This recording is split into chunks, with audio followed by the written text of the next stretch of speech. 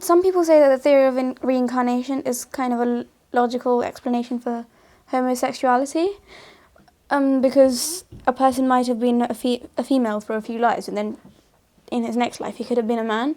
But what if the same person, a different person, was a dog for a few of his lives, and then he turns into a man, and in the life where he's a man, will he be attracted to dogs or something?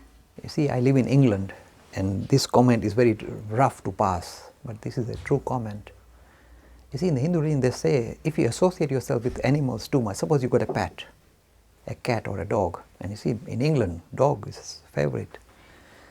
The Hindu religion would warn you and say that be very careful, because if you associate with that animal too long, forget about dog becoming human, human can become a dog. It's a frightening thought. That's why the Hindus will say, look, haven't you heard, look, this is a mythological story, but it's a powerful story, a story of King Bharat. Have you heard the story of King Bharat? Let me just count it, it's a nice story. King Bharat was a very pious, very lovely king of India, ancient India. Very spiritual, he led a very positive life, very, very righteous, honest king. Now King Bharat, in those days they said that when you reach certain age, you give up your kingdom and walk into the forest, Aranyak, go into the forest and become a hermit. So you give up all your kingdom, your wealth, and say, now I'm going to spend my rest of my life thinking about higher spiritual things, no material world. So King Bharat went into the forest, he built a little cottage for himself. Look, he's a king, he built a little cottage, he's just spending his time in meditation. This is how he discovered all this Purushukta came out. He would spend time in contemplation, meditation, and things were going very well. He was hitting highs. Then one day, before he started to sit down for meditation, there's a little stream of water passing by his hut. That's how he gets his water supply. And before he went into meditation, he suddenly saw a lady, a female deer come, and she was pregnant. And while she was trying to cross the stream, she toppled over and she died. And she gave birth to a little baby deer. And the baby deer was going to be taken away, swept away by the water. And King Bharat is a compassionate person. He got up, he picked up the baby deer and brought it to his little hut. He said, I can't let this baby deer die. So he started to feed it, give it grass, look after it, tend it, and he fell in love with this little baby deer.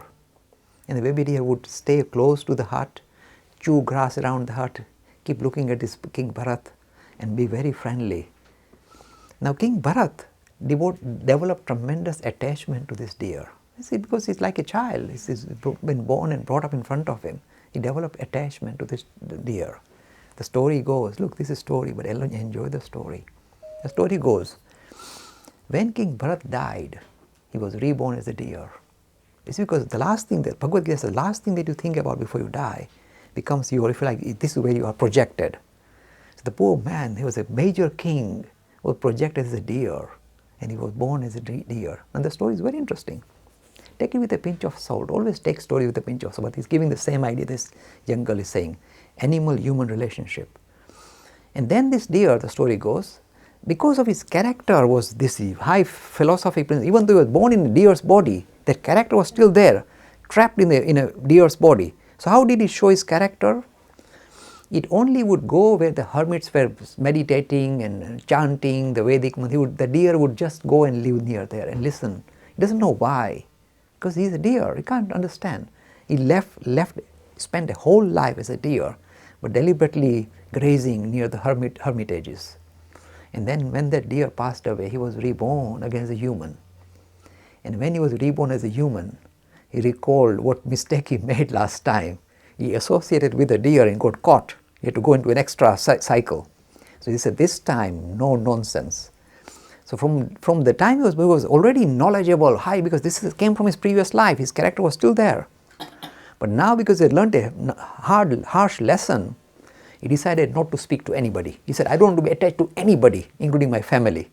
So this man kept himself aloof. He wouldn't get attached to his father, mother, his brothers. He had lots of brothers. He would not even talk to the brothers.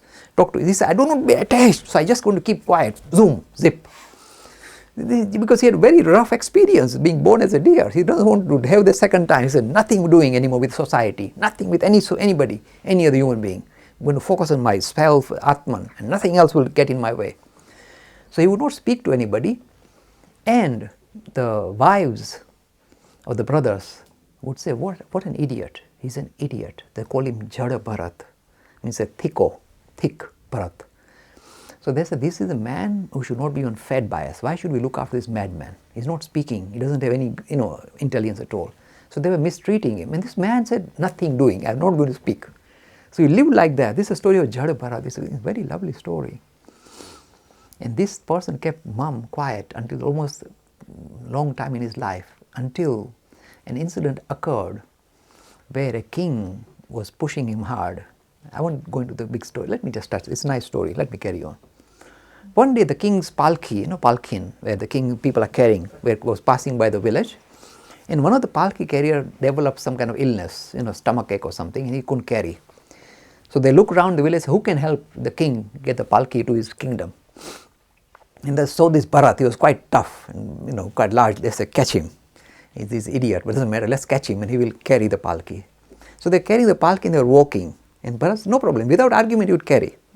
And while they were walking, the palki was rocking a little bit. So the king got angry. Why is it rocking? Stop the palki. He said, who is rocking the thing? Bharat, this man is moving, kind of sidestepping and rocking the palki. Why are you doing this? You are an idiot. And when you said this is this lovely story. The stories of Hindu tradition are so lovely. Then for the first time, this Bharat, who had not spoken in his whole life, said, let me now tell him what is what. He said, O king, who are you calling a fool? If you are calling this body a fool, the same thing that made up this body has made up your body. And then he started developing the philosophy of Vedanta. And he said, the reason why I was moving away because there were ants on the pathway and I didn't want to step on them. The same thing that is coming out through here is coming out through that life. I was avoiding stepping on it. So finally he gave this highest philosophy. And the king said, oh, you are a great Mahatma. What I made you carry my palki. Let me touch your feet and sit at your feet. And the Bharat said, no more attachment. I walk away. After opening his mouth, he disappeared back. He doesn't want to interact. This is a lovely story of Bharat. But anyway, I'm sorry, digressing a lot, but nice, colorful story. Stories, take them with a pinch of salt. Whether they occurred or not, the principle they are focusing on, this idea of do not associate yourself too much with any particular animal, is simply because, you see, have you noticed, forget about being reborn, even when you see some dogs and their owners, have you noticed they start to show each other's character? Have you noticed? When they are walking or talking or sometimes their hairstyle, they begin to start resemble each other. You say, what's going on here? It's very worrying, especially in England. You'll find that. Haven't you seen some yobs going with a Rottweiler? They kind of match up, the characters match up. The Rottweiler, and the yob goes, with those studs here, going for a walk, and they both walk in the same way. You look from behind, they both seem to say, you see, don't be too attached. We're not saying pets are bad. But we are saying don't get attached to higher things, not lower things, higher things. So attach yourself to a great prophet.